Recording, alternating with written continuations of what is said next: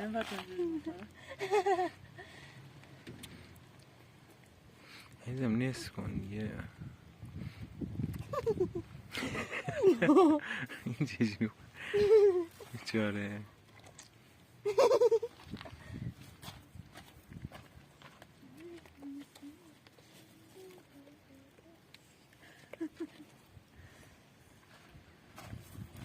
hiç ağlamıyor mu? Orada küçük tercih می‌کردم.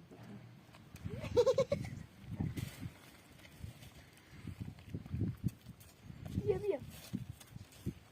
عصبی شد اونو میزنه نصف کن با دستت نصف کن نه این کوچیکه میتونم بکنم.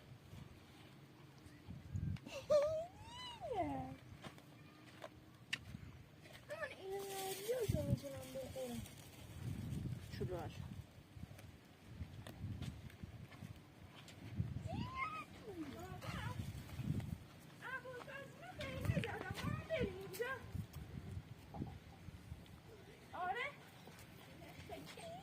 بریم سمت خونه آدم علی اون پایینه.